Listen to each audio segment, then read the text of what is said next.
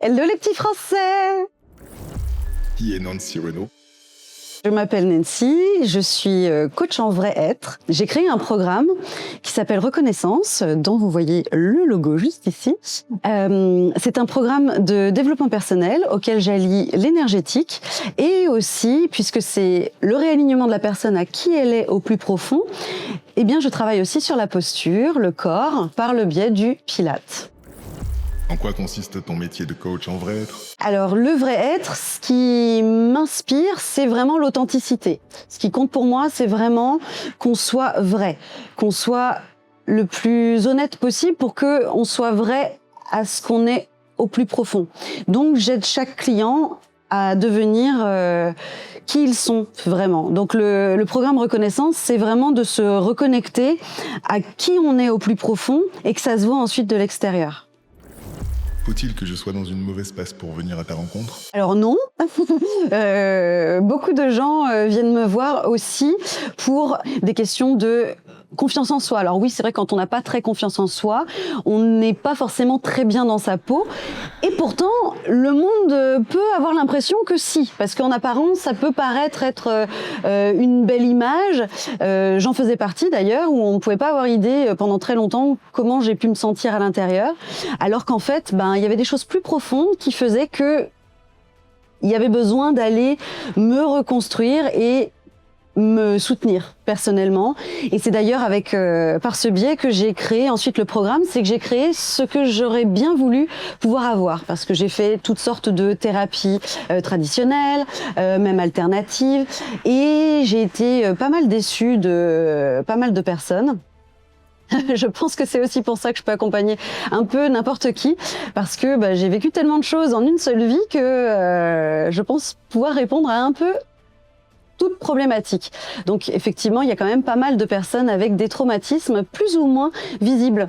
Donc ça peut être des choses très insidieuses, par exemple ce qu'on donnait comme exemple pour la confiance en soi, ça peut être quelque chose vraiment tout petit et qui pourtant, ce grain de sable est vraiment ce petit caillou dans la chaussure qui gêne et qui, une fois déterminé, on peut aller faire la petite pichenette qui libère et qui ravive, vraiment pour reprendre vie, parce que c'est vraiment le cas quand on n'est pas soi-même, on n'est pas bien.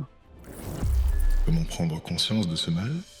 C'est vrai que parfois, on pense que c'est un petit truc, et puis finalement, quand on est libéré de ce petit truc, tout à coup, ah mais je ne savais pas que je pouvais être tellement mieux, tellement plus serein ou sereine, tellement plus joyeux. Tout d'un coup, il y a plein de choses qui s'alignent.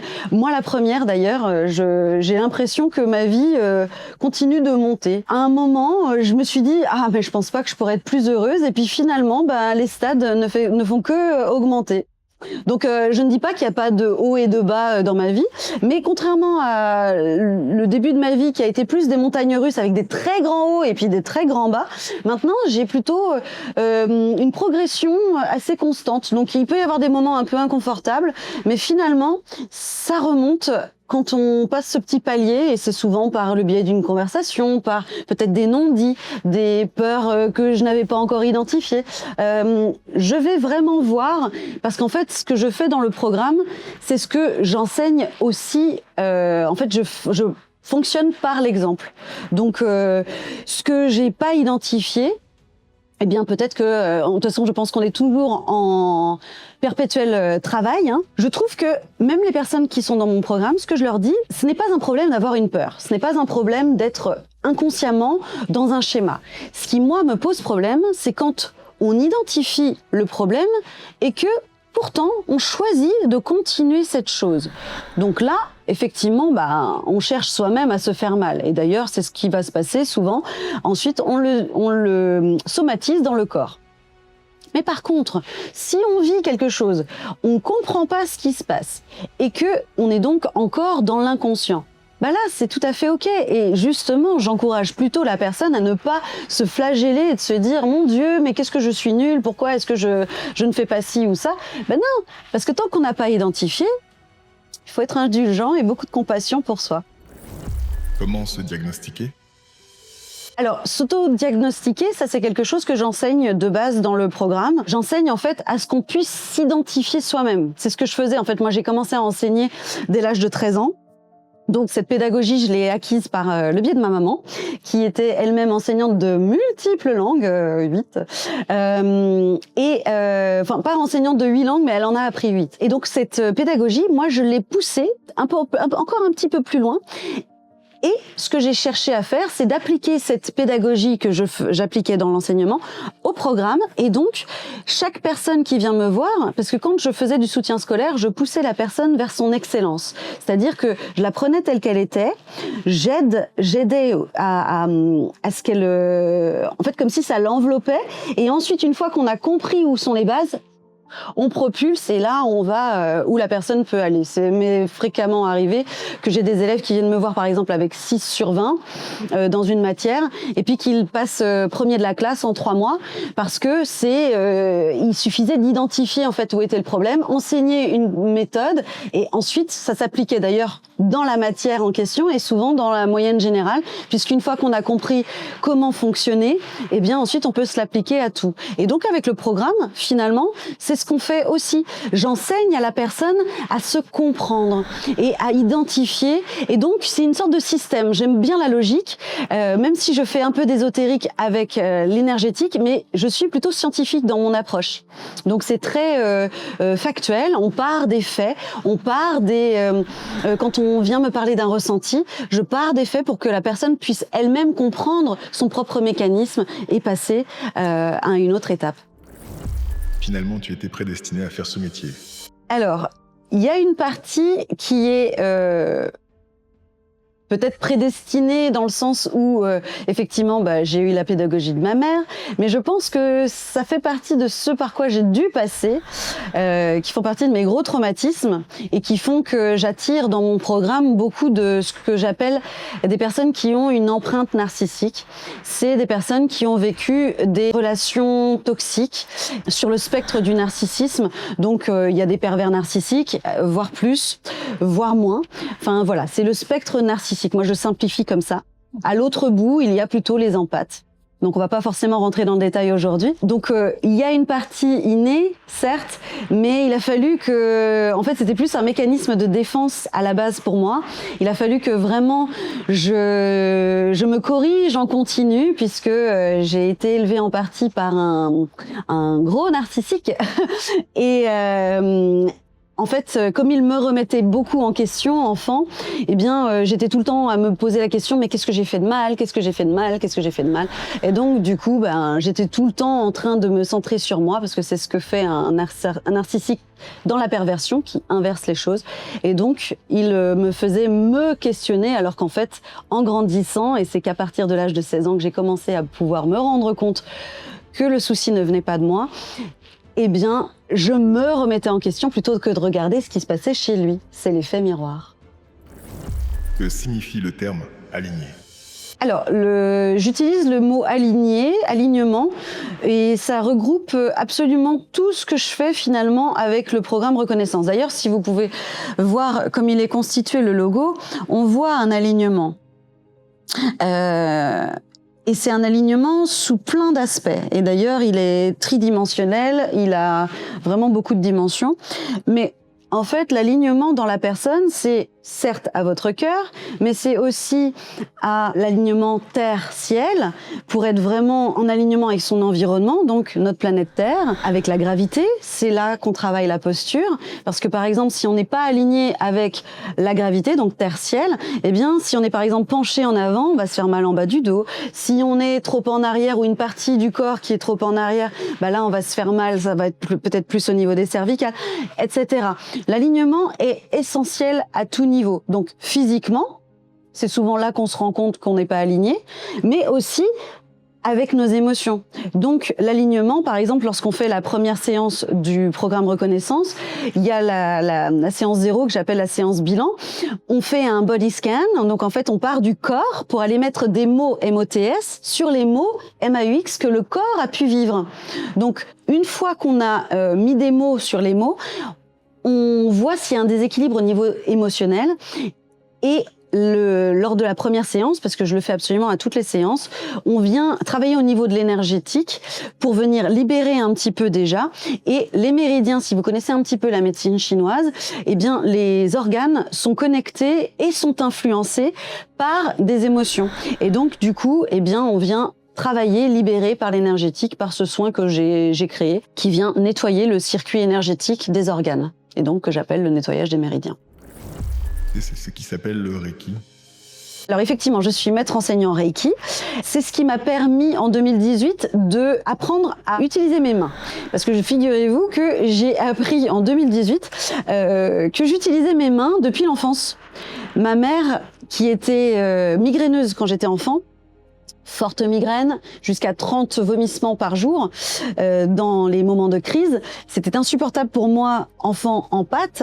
C'était vraiment très très difficile pour ressentir sa douleur. Donc même peut-être égoïstement, ça me faisait mal puisque je ressentais sa douleur. Et donc j'avais créé des petits cérémonials comme si j'étais une petite sorcière. Je lui faisais des petits cérémonials et je passais mes mains au-dessus de son corps, au-dessus de sa tête et j'essayais de l'apaiser.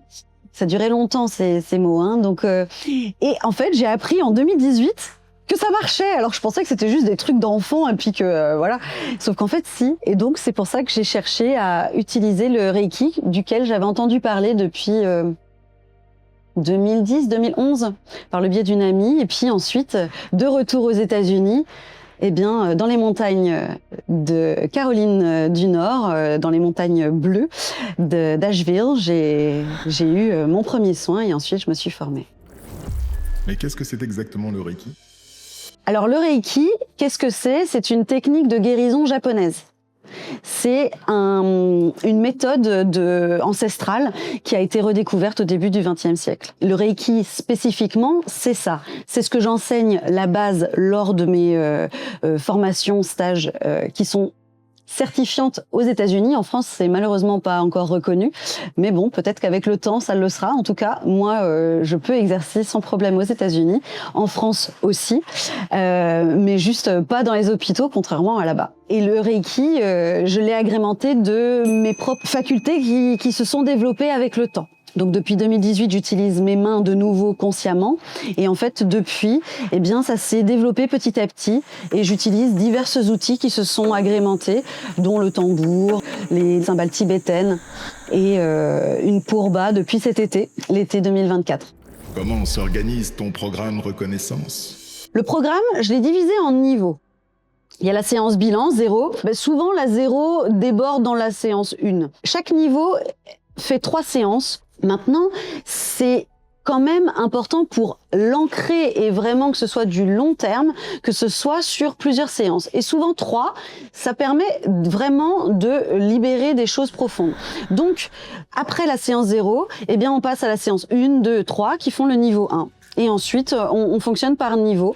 Et comme ça permet que entre chaque séance, d'ailleurs, j'ai oublié de préciser, on a tout le temps un mail de suivi que je réalise à la fin de chaque séance, pour lequel je reprends les petites choses qui se sont manifestées au cours de la séance. Et donc, je donne des petits challenges, des petits défis personnalisés pour que la personne aille explorer cette zone d'inconnu et donc élargir la zone de connu, ce qu'on appelle souvent communément la zone de confort, qui malheureusement c'est là qu'on va se blesser parce que on se tape dans les murs, puisque le confort est souvent très très court et souvent c'est juste des habitudes, des schémas répétitifs inculqués parfois par la tradition, par la société, par diverses choses, mais qui du coup souvent nous enferment. Et donc là on vient vraiment se libérer des carcans et se sentir libre et vrai.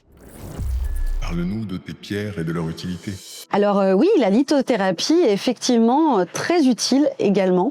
En fait, j'aime bien que ce soit des séances à distance ou les séances en présentiel. Je choisis toujours les pierres qui me viennent spontanément. Je ne sais pas forcément pourquoi je choisis telle ou telle pierre sur le moment. Quand c'est en présentiel, je les amène dans mon cabinet à Bercy Village à Vivons l'Instant. Et sinon, à distance, c'est de chez moi.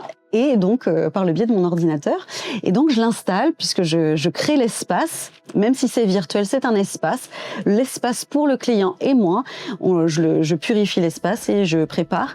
Et à la fin, ou parfois pendant, je me rends compte, ben voilà pourquoi j'avais choisi telle ou telle pierre, puisqu'elles réagissent avec des chakras différents et chaque chakra fonctionne et interagit avec certaines problématiques ou vient soutenir certains déficits ou carences. Comment tu nettoies l'espace avant une séance? Alors ça, c'est un petit peu sacré et donc un peu secret aussi, mais c'est quelque chose que j'enseigne lors de mes formations Reiki.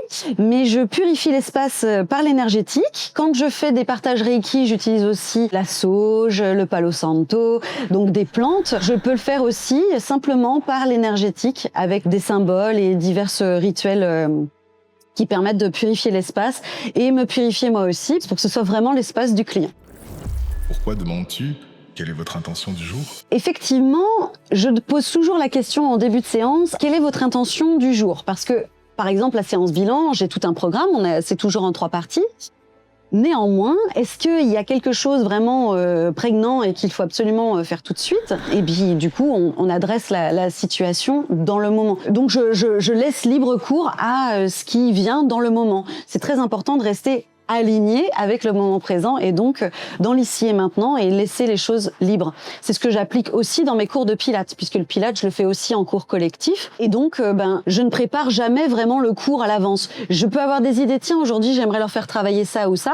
Mais comme je demande en début de séance, est-ce que vous avez mal quelque part? Est-ce qu'il y a quelque chose qu'il faut que je sache pour aujourd'hui et donc que j'adapte ou que j'aille faciliter ou soulager plus une zone qu'une autre, et bien du coup, je vais adapter en fonction. Et ça permet que les séances soient très fluides et très libres. Et comme ça, on se laisse porter par une vague. C'est vraiment, plus je me laisse porter et plus la personne peut se laisser aller et vraiment avoir ce moment de détente, de confiance en le moment, en l'espace, en moi aussi.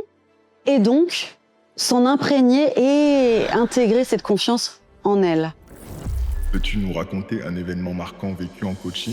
Un seul. Alors, il faut savoir que j'attire des cas, des situations plutôt atypiques. Peut-être parce que, justement, j'ai vécu tellement de traumatismes moi-même, que j'ai reconstruit et travaillé, que du coup, je donne la voie et la porte ouverte à des personnes qui sont généralement mal comprises ou incomprises ou même rejetées par notre société telle qu'elle est aujourd'hui. Donc alors au départ, parce que j'ai commencé ma pratique à partir de 2012, officiellement Wastylist a été créée, l'entreprise, en 2012. Après j'ai commencé vraiment, depuis que j'ai commencé à me reconstruire moi, donc depuis mes 16 ans. C'est ce que j'ai fait aussi avec mes études et puis ensuite par l'expérience. Mais ce qui s'est produit, c'est que lorsque j'ai commencé à pratiquer professionnellement, j'ai attiré d'abord des personnes qui étaient plutôt dans le camp des empathes, on va dire, donc un peu plus de ce côté-ci. Sauf que depuis 2023, et d'ailleurs, si vous demandez à pas mal de psys encore aujourd'hui, ils vous diront qu'un pervers narcissique ne changera jamais. Ce que je pouvais vous confirmer, de ce que j'avais pu vivre quand j'en ai côtoyé. Sauf que depuis 2023, fin 2023, eh bien, j'ai attiré à moi des pervers narcissiques qui, eux, voulaient se remettre en question parce qu'ils se rendaient compte que ça blessait leur entourage. Et en fait, par le biais... Et, ah oui, ce que je peux préciser peut-être, c'est que ceux qui sont venus me voir d'abord étaient des membres de la famille d'une autre personne cliente qui, elle, en faisant bouger les lignes, puisque quand on se réaligne soi, eh bien, même si on ne va pas forcément le dire à l'un ou l'autre de notre entourage, on va quand même impacter l'autre. Et donc, eh bien, ça a fait bouger les choses et une sœur, une mère, un père va pouvoir venir travailler, donc pas forcément autant que mes clients en pâte, mais quand même, des petites touches ont fait que ils se remettent en question et du coup, ils veulent le bien de leur entourage. Et ça, j'ai trouvé ça incroyable. Et à partir de là, j'ai commencé à attirer des cas très très atypiques. As-tu des exemples à nous donner? Eh bien, j'ai déjà attiré... Alors, avec mon expérience, parmi mes traumatismes, j'ai déjà vécu un viol. Ce qui n'est pas du tout facile de s'en remettre. D'ailleurs, j'ai encore des petites choses qui sont compliquées encore par moments. Mais je n'aurais jamais pu imaginer que je puisse avoir face à moi, en séance, un violeur. Eh bien, figurez-vous que je me suis trouvée face à une personne qui avait violé multiplement et tué de manière multiple. Bon, alors c'était pas une situation très facile. Sauf que je me suis dit que, d'ailleurs, si je l'avais su à l'avance, je pense que je n'aurais jamais osé venir en séance. Sauf que ce jour-là, bien, je me suis décorporée, très clairement. J'ai senti que je m'étais évaporée de mon corps et j'ai dû avoir un dialogue interne. Je sais pas quelle tête je faisais à ce moment-là, mais en tout cas, je suis sortie de moi et je me suis dit à moi-même, ok, bon, déjà je me suis dit, si jamais je meurs maintenant, il ne pourra pas te réduire, tu as tes 2 pieds dans le sol, il ne pourra pas te réduire. Donc déjà je me suis dit ça, et ensuite je me suis dit, ok, si jamais il est venu, c'est qu'il y a une raison. On va faire la séance, par contre je dois comprendre. Et donc, j'ai posé toutes les questions et il s'avère que c'est malheureusement quelqu'un qui a essayé même de se suicider, qui a vécu, c'était dans un pays étranger, c'était au sein de l'armée, des missions top secrètes, il n'avait pas le choix de le faire, il avait lui-même subi la même chose de manière multiple, et puis s'il ne le faisait pas lors des missions, c'était lui qui était exécuté en même temps que les maris, donc en gros c'était une histoire absolument horrible. Et figurez-vous que cette personne-là, comme tous, en fait, moi, je vois le cœur des gens. Donc, les faux semblants, je vois derrière. Ce qui compte pour moi, c'est vraiment de connecter au cœur de la personne. C'est pour ça que je peux voir du bon en chacun. Et en fait, toute personne qui vient me voir et qui cherche à reconnecter avec cette partie-là, cette personne-là en question, elle venait pour une écoute de l'âme. Et ma première question quand on vient pour une écoute de l'âme, c'est qu'est-ce que vous pourriez demander à votre âme si tout était possible? À quoi voudriez-vous qu'elle vous aide? Et là, il me dit, moi, de toute façon, je ne pense pas avoir d'âme. Alors forcément, moi, je rigole, puisque je sais que ce n'est pas possible. Et c'est là il commence à m'expliquer que c'est très noir à l'intérieur. Avec l'écoute de l'âme qu'on a fini par faire, il a accédé à son cœur. Et d'ailleurs, il a commencé à pleurer. Il a pleuré pendant des semaines. Il m'a dit dans ses mots qu'il avait eu l'impression de toucher le paradis, en fait, pendant ce moment-là. Donc c'était vraiment très beau. Vraiment très, très beau. C'est vrai que ça reste un de mes moments les plus difficiles et en même temps un des plus beaux. Comme beaucoup de choses dans la vie d'ailleurs. C'est pour ça que j'encourage à aller faire face aux peurs. Comment est-ce que tu as transformé les traumatismes qui t'ont touché? J'ai remarqué assez jeune que je ne voyais pas les choses comme tout le monde. Ce qui a été problématique, enfant, puisque j'étais un petit peu comme une menace par certains adultes dès l'âge de 3 ans. Donc, parce qu'en fait, comme je vois le cœur, ceux qui sont dans la catégorie narcissique, pour simplifier, se sentent à nu et me prennent pour une menace. Sauf que je suis pas là pour faire mal, moi. Moi, j'ai toujours eu l'œil du détail et ça a été par le biais d'un autre traumatisme. Enfin, ça fait partie de ce que j'ai vécu enfant, où en fait, il fallait tellement que je fasse très attention aux moindres trucs, mes moindres gestes, pour essayer d'éviter au moins les horreurs, les heures de réprimande et de devoir rester figé. Eh bien, du coup, cet œil du détail, il a été aiguisé. Sachant que j'ai de toute façon l'œil du détail, puisque je vois, en fait, pour moi, je vois le cœur des gens et je vois cette lumière à l'intérieur de chacun. Sauf que cet œil perçant, en fait, je l'ai avec ma vue, j'ai déjà les sens très développés, mais aussi pour vraiment le détail. C'est comme ça que je l'applique aussi dans les relookings. J'en fais beaucoup moins, même ça a repris depuis 2023. J'avais arrêté parce que les personnes que j'attirais me demandaient de ressembler à. Sauf que moi, ça ne m'intéresse pas du tout qu'on ressemble à un filtre Instagram. À l'époque, il n'y avait pas encore Instagram, mais ressembler à telle ou telle personne. Moi, ce que je veux, c'est que la personne ressemble à elle-même, qu'elle soit elle-même et qu'elle se sente bien comme elle est. Et donc, du coup, c'est ce qui se passe maintenant depuis 2023 avec les clients de mon programme qui me disent ensuite, une fois qu'ils se sont retrouvés ou trouvés, comment est-ce que je pourrais être encore plus moi-même? Et du coup, là, on fait en sorte que l'extérieur matche qui ils sont à l'intérieur. Combien de temps faut-il en général? Alors en temps, c'est assez court, contrairement à une thérapie traditionnelle où ça pourrait prendre des années, des dizaines d'années. Souvent en psychanalyse, par exemple, les psychanalystes peuvent s'attendre à ce que ça soit des dizaines d'années. Ou en psychothérapie traditionnelle, c'est souvent de nombreuses années. Sauf que avec le coaching, je suis quelqu'un d'assez pressé et j'aime bien l'efficacité, donc j'aime bien que ce soit assez court et précis. Et c'est ça, peut-être la seule condition quand on vient me voir, c'est que ça nécessite un peu de courage. C'est-à-dire que chaque client doit être prêt à vraiment que les choses changent, parce qu'il y a ce que l'on dit et il y a ce que l'on veut vraiment. Donc si on dit simplement vouloir changer mais qu'on ne met rien en place, ben là, souvent, ça va s'arrêter tout de suite. Hein. Ça va pas durer longtemps. Il y aura le niveau 1 et puis c'est tout. Parfois, le niveau 1 peut suffire. Mais si c'est quelqu'un qui, par exemple, vient travailler une empreinte narcissique, là, le minimum, en général, c'est 3 niveaux. Ça peut être un peu moins, suivant si l'empreinte est très profonde. Mais oui, le minimum, c'est 3 niveaux. Et là, mais par contre, c'est très court quand même, puisque le maximum que j'ai eu pour mes clients, c'est 2 ans.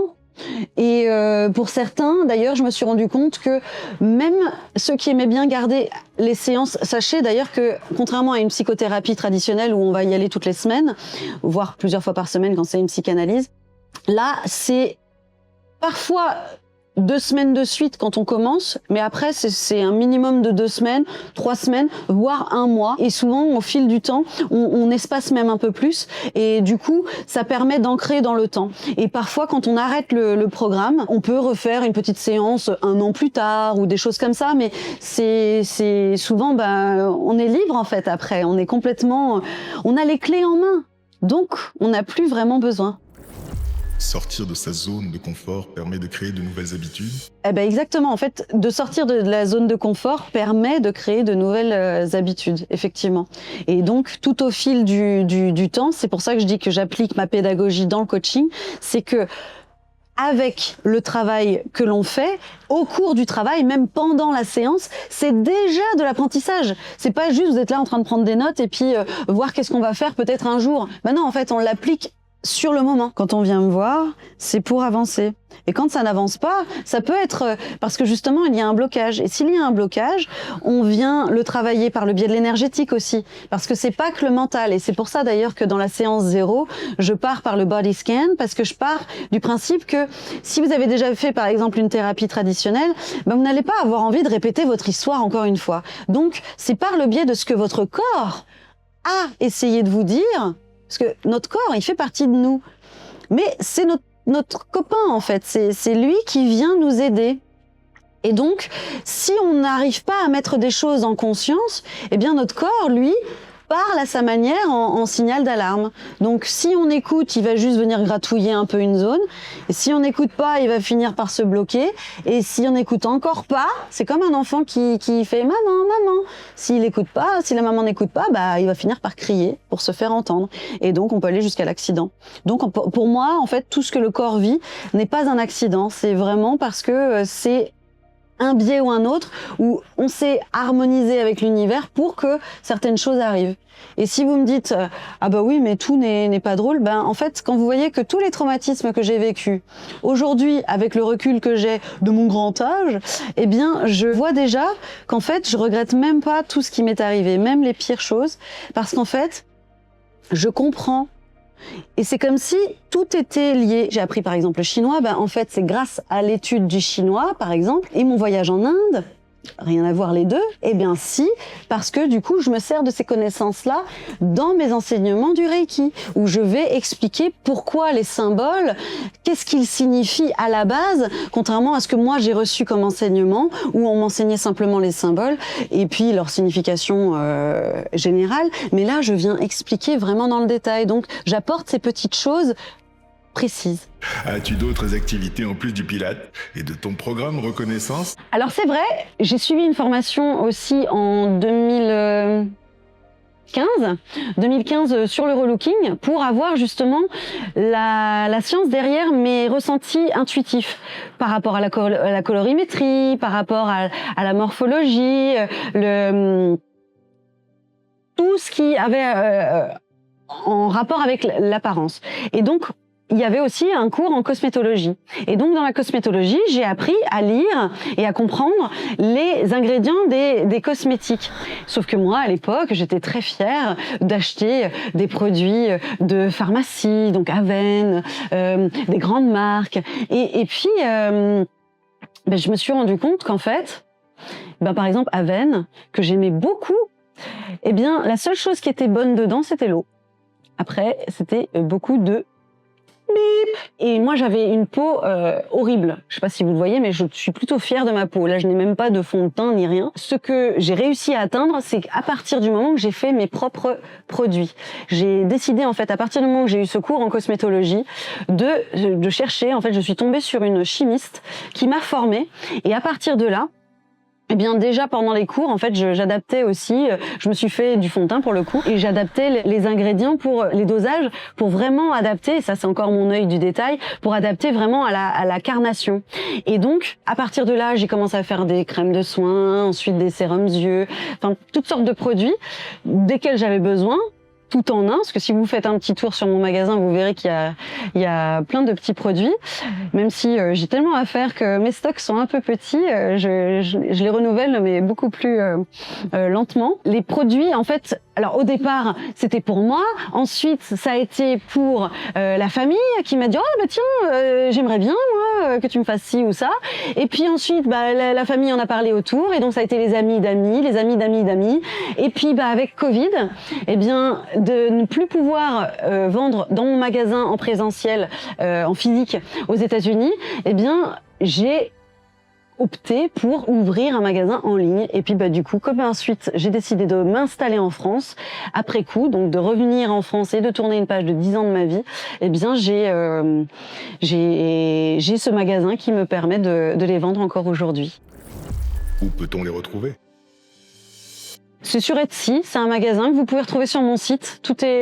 Vous avez le lien en bas, vous cliquez, vous tomberez sur mon magasin. Sur westylist.com ou .fr, ça mène à la page en français. Pourquoi fais-tu autant de choses? Alors si je fais tant de choses, je pense que ça vient, et du coup c'est un bon côté de ce que j'ai vécu enfant, parce que il fallait tellement que je sois parfaite que j'ai appris à tout faire. Donc je suis autant intellectuelle que manuelle, et je me passionne je suis très curieuse et j'adore toucher un peu à tout. Et là, je prévois de partir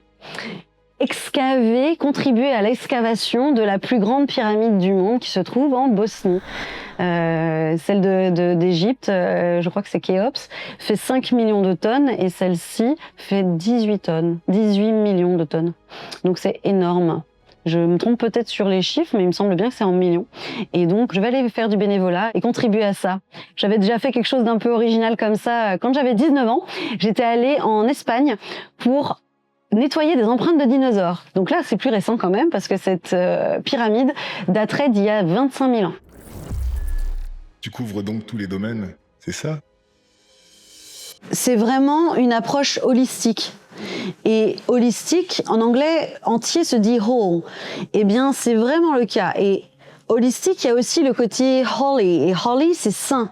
Et en fait, pour moi, la personne, c'est le côté sacré de notre entité, de notre entièreté, tout ce qui nous compose. Et rien que notre présence, notre être, est un acte d'extraordinaire. C'est la magnificence de la vie. On est quand même cette graine minuscule qui a devenu cette chose que nous sommes aujourd'hui. Donc vraiment, c'est à partir de là que je pense que si on met une chose de côté et qu'on vient dissocier, on se prend pour une machine, et c'est là que ça va coincer. Alors que si on vient regarder la personne sous tous les angles, là, il y a beaucoup moins de chances de se tromper. Et puis, je pars pas du principe que j'ai les réponses à tout. D'ailleurs, je ne donne pas mon avis, ou que très rarement. D'ailleurs, ça me fait penser à une cliente qui vient de finir récemment le programme, qui l'a fait d'ailleurs de manière très courte, alors qu'elle avait une forte empreinte narcissique. C'est quelqu'un qui avait vécu pas mal de traumatismes enfant, et d'ailleurs desquels elle n'était pas consciente, parce que elle avait connu que ça. Et elle était dans un mariage toxique. C'est un jugement, mais c'est pour que vous compreniez, c'est plus facile de le dire ainsi, avec quelqu'un qui coche toutes les cases du pervers narcissique. Et en fait, c'est quand j'ai découvert qu'il avait aussi un côté psychopathe que là, j'ai dû quand même lui dire, alors là, il hésite à vous laisser vivre, en hésitant d'appeler les secours quand elle s'étouffe et qu'elle allait vraiment mourir. Et ce n'est qu'un exemple. Je lui ai dit, comme elle avait 2 enfants, là, par contre, il va falloir réfléchir. Est-ce que vous êtes prête à mourir et donc laisser la garde pleine à cet homme et que vos enfants ne soient qu'avec lui? Et c'est là qu'elle a commencé à se dire, le divorce va peut-être être nécessaire. Et en fait, c'est par le biais d'une écoute de l'âme qu'elle a pu reconnecter avec, pour le coup, ce qui ressemblait à des vies passées, parce que je laisse vraiment l'âme vous guider où vous avez besoin. Donc ça peut être vivre, se mettre dans la peau de quelqu'un d'autre ou une autre vie de soi.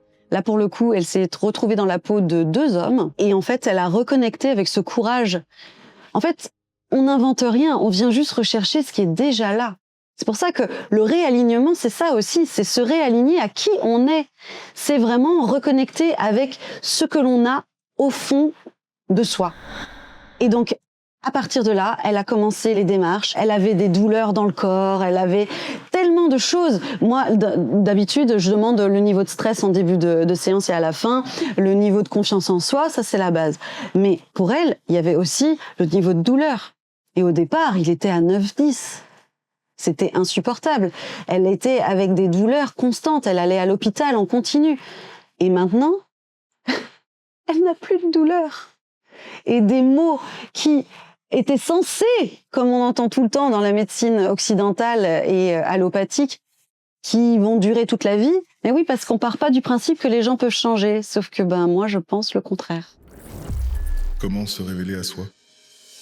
Alors, pour se révéler à soi, la seule condition, c'est d'avoir le courage d'aller voir.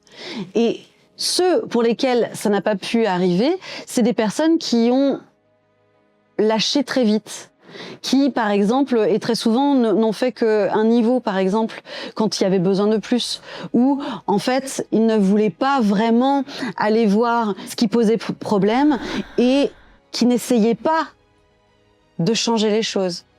Parce que si on se dit que en se cognant le pied dans le mur, on se fait mal au pied, et que malgré tout, on se cogne le pied dans le mur, on se cogne le pied dans le mur, on se cogne le pied dans le... est-ce que vous êtes étonné que vous ayez mal au pied? Et puis, de manière répétée, ça s'empire. Donc, si c'est une image, après, en coaching et donc dans la vie, la personne continue les mêmes choses, après, est-ce qu'on est étonné que ça ne change pas? Le changement ne vient qu'avec du changement. C'est vraiment pour moi que la personne ose le petit pas. Donc on peut se dire, ah là là, c'est mon Dieu, mais c'est une montagne. Mais non, on commence par le premier petit pas. Rien que de passer de l'énergie de stagnation qui est plus dans l'énergie de peur, justement, la peur, c'est le grand parapluie, le grand chapeau de ce qu'il va y avoir, la guerre et la mort. Et la mort, c'est quoi? C'est cristallisation. On stabilise tout, on crispe. Eh bien, à partir du moment qu'on fait un tout petit pas, ne serait-ce qu'un petit orteil qu'on va aller dépasser vers la zone d'inconnu, eh bien, ça veut dire qu'on s'est mis dans le mouvement. On a eu le courage de sortir le petit orteil. Eh bien, du coup, on est déjà dans le grand chapeau de l'amour et donc on a plus de confiance, plus de bienveillance, plus de compassion et du coup, on est déjà dans le mouvement, donc on est déjà en évolution. Donc à partir du moment qu'il y a ce courage-là, et si on vient en séance pour me dire « j'ai pas l'impression d'y arriver, je pense pas avoir du courage, machin », mais rien que de venir en séance et de me le dire, c'est courageux. Donc vraiment, si on le souhaite vraiment, tout est possible. Mais je ne peux pas forcer quelqu'un qui n'a pas envie d'avancer. C'est ça peut-être la limite. Chaque petite action mène à la réussite. Et d'ailleurs, c'est ce que j'applique aussi, par exemple, au cours de Pilates. Le cours de Pilates, j'aime bien le terminer en demandant quelle est votre petite victoire du jour? Qu'est-ce que vous avez appris de vous aujourd'hui? Est-ce que vous avez découvert un nouveau muscle? Est-ce que c'est votre respiration? C'est se concentrer sur ce qu'on a réussi, sur les avancées, sur le mouvement. Parce qu'on est dans une société, en France, et franchement, les pays que j'ai pu visiter, c'était comme ça. Eh bien, c'est tout le temps à chercher le problème, c'est pas bien, c'est chercher vraiment. Je pense que c'est ça. Je suis dans l'efficacité, mais je ne suis pas non plus dans la recherche de la perfection. En tout cas, je n'y suis plus. Parce que pareil, avec cet enseignement avec un pervers narcissique, bien j'avais la recherche du perfectionnisme.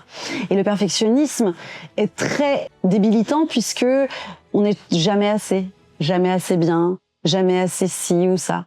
Et ça, c'est dans la peur. Et donc, on se tire des balles dans le pied tout seul. Et donc, maintenant, même quand je vous parle là maintenant, je me connecte à mon propre cœur et j'essaye que ce soit naturel et que ça vienne du cœur. Je vous transmets un petit peu de moi. Est-ce que tu as un mantra? Je dirais, mais je ne sais plus de qui c'est. Connais-toi toi-même. Et je ne sais plus ce que ça fait, la conséquence. Et celle-ci. Il y a une phrase qui me vient de Lee Harris, que j'aime beaucoup et que je considère un peu comme mon mentor, qui est « Je relâche toutes les émotions et énergies qui ne sont pas les miennes ». C'est quelque chose que je répète en continu, que j'enseigne aussi à ceux qui font de l'énergétique, comme les partages Reiki d'hier soir, par exemple, pour vraiment relâcher tout ce qui ne m'appartient pas, parce que en tant qu'empathe, j'absorbe beaucoup de choses. Bon, plus trop maintenant, parce que justement, j'ai su me protéger, mais pas en mode carapace, mais plutôt avec l'énergie du cœur, que j'explique en séance, et donc plutôt de relâcher, et que ce soit plus fluide. Comme ça, je peux laisser venir et j'ai plus une vision d'ensemble de ce qui me vient. Donc ce serait peut-être ça, je pense, ce qui me guide. C'est d'avancer tout en étant centré et de repenser à revenir au cœur avant chaque chose que je fais et pendant chaque chose que je fais. Pour rester aligné, l'alignement. D'ailleurs, le logo reconnaissance qui a été réalisé par une artiste, ensuite je lui ai demandé de le faire en bois. Quand elle l'a fait, elle est assez sensible, elle aussi, et m'a dit qu'elle confirmait qu'effectivement ce logo est protégé, est accompagné, et elle m'a pas précisé exactement comment, mais il a vraiment beaucoup de dimensions. Et je me suis rendu compte que je m'en sers aussi en séance, c'est un soin en lui-même. C'est pour ça que il est visible, il a la vue de chacun, parce qu'en fait il fait du bien en soi. Donc voilà, on l'intègre en soi et je pense qu'il résume vraiment ce que je recherche. Même si je l'ai pas fait complètement consciemment, il y a une part de créativité, une part qui me vient de moi. Le dessin m'est venu en méditation. J'avais fait une méditation quantique. Pendant la méditation quantique, en fait, j'ai eu une partie du symbole qui m'est venue. Ensuite, le nom m'est venu sous la douche, car l'eau m'inspire beaucoup. Et le tout, je l'ai agencé et je l'ai structuré pour que ce soit harmonieux. Parce que l'autre mot, c'est peut-être harmonie qui me qualifie le plus. Après l'authenticité, c'est vraiment chercher l'harmonie. Et l'harmonie, c'est l'alignement. Donc finalement, tout va ensemble. Et donc, on voit vraiment le lien, l'assemblage, revenir au cœur, s'ouvrir. Enfin voilà. D'où te vient ta plus grande inspiration? Alors oui, Nietzsche, je dis tout le temps qu'il m'a sauvée, mais oui, parce que c'est le cas. Ce cher philosophe révolutionnaire m'a aidé justement quand j'avais 16 ans. En fait, c'est grâce à Nietzsche que j'ai eu le switch. D'autres choses ensuite se sont agencées. Des personnes m'ont dit que ce n'était pas moi le problème et du coup que j'ai commencé à pouvoir voir que le focus, faut peut-être que j'arrête de me tirer dessus, mais que je regarde en face. Et quand j'ai commencé à tourner le miroir à l'extérieur, c'est là que j'ai commencé à voir qu'effectivement la personne avait raison. Mais Nietzsche m'a vraiment aidée parce qu'à cette époque-là, ce que je vivais, et je pense que c'est ça le problème avec ce qu'on appelle des crimes. Le crime, c'est quoi? C'est un assassinat, donc tuer quelqu'un. Pourquoi est-ce que le viol, par exemple, fait partie des crimes? C'est parce que même si la personne n'est pas tuée physiquement dans le sens où elle est encore vivante, elle bouge. En fait, son identité lui a été arrachée, lui a été volée. Et donc, en fait, quand on est victime d'une empreinte narcissique, eh bien, en fait, on est tué au niveau narcissique. Et narcissique, c'est l'identité.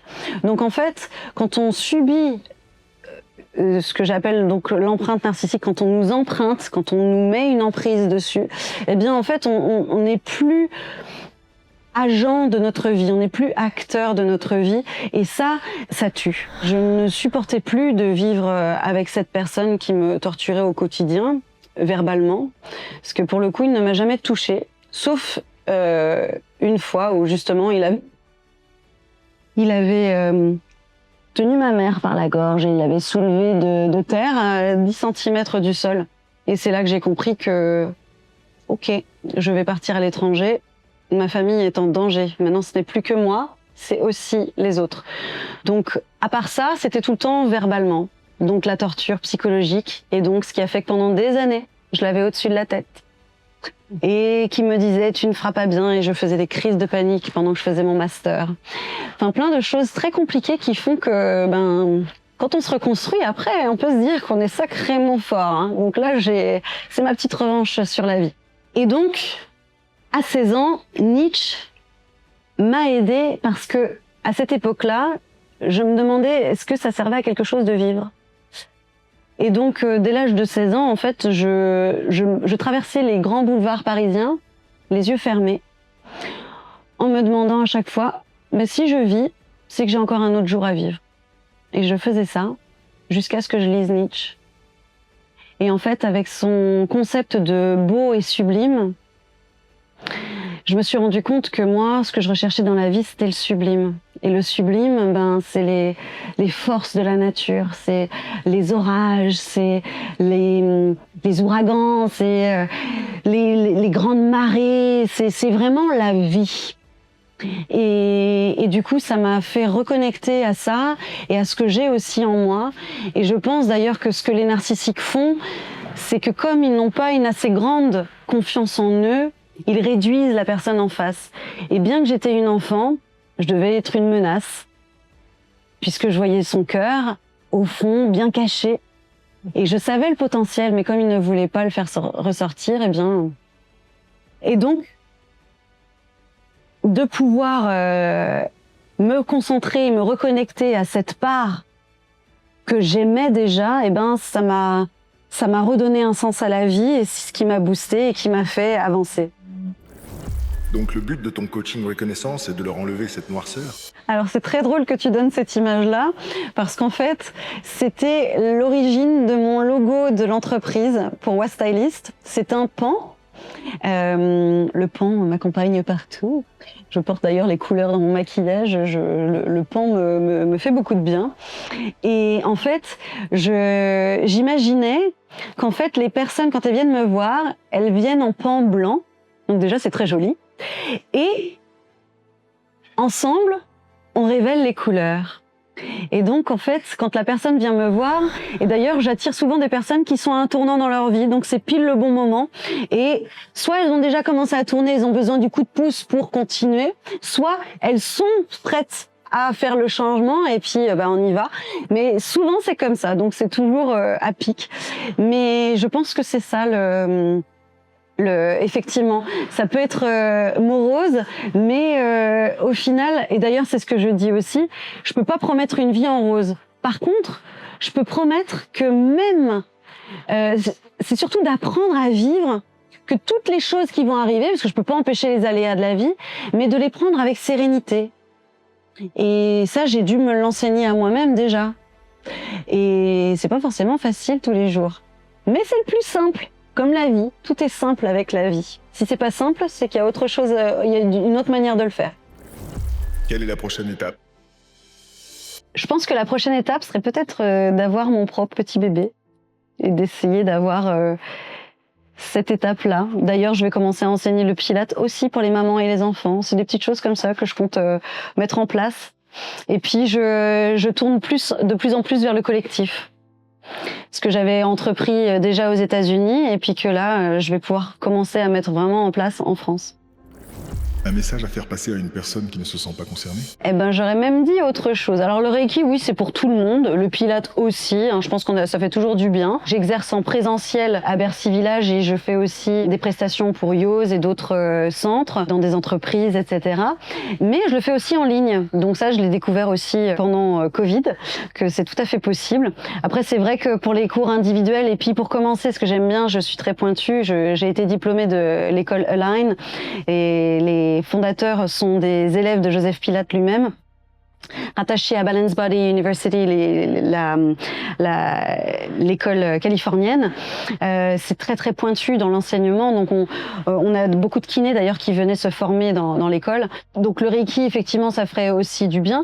Mais en fait, ce que je pourrais conseiller, c'est peut-être venir, si cette personne est déjà sereine et que tout va bien déjà dans la vie, ce serait de faire une écoute de l'âme, parce qu'avant ça faisait juste partie du programme et on le faisait au bout de la 4e séance environ pour avoir déjà bien libéré des choses avant d'aller faire une exploration pleinement ouverte, sans retenue. Mais quelqu'un qui serait déjà serein et qui aurait aucun souci, ça serait peut-être d'aller explorer ce que votre âme a envie de vous dire pour votre prochaine étape. Ça peut booster la créativité pour un écrivain, pour plein de choses, pour pousser le business un peu plus loin, pour tellement de choses. En fait, il y a tellement c'est un peu infini la manière ce qu'on peut explorer.